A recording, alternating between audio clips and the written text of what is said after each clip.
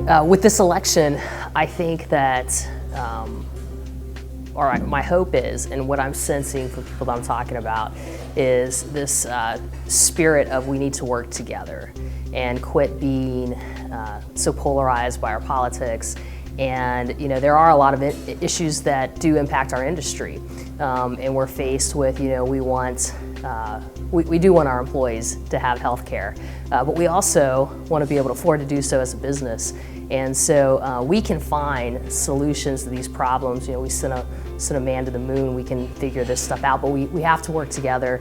And everybody that I'm talking to here, I think it's the message of the panel this morning, is let's accept things are changing and let's figure out how to be a part of that solution, how to work together for that. And so I'm very hopeful that we'll come together and solve these complex problems.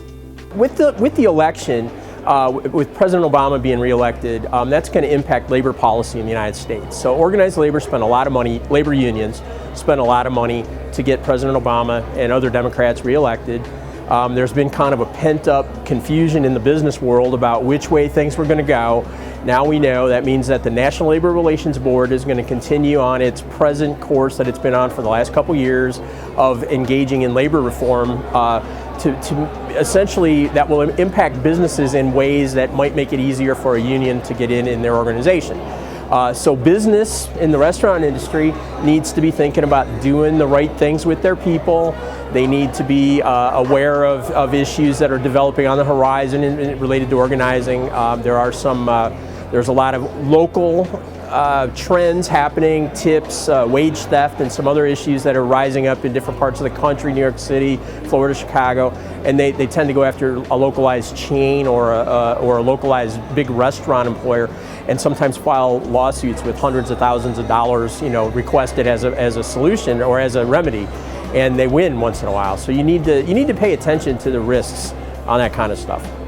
Well, first I just want to say is I'm so glad that the election is over. I think the entire American public would agree with me that we're tired of the negative rhetoric, the gridlock, and nothing getting done. So I think what I'm looking most forward to is just clarity, right? And just some intelligent solutions, because I don't believe that solutions that work for business and for people have to be mutually exclusive.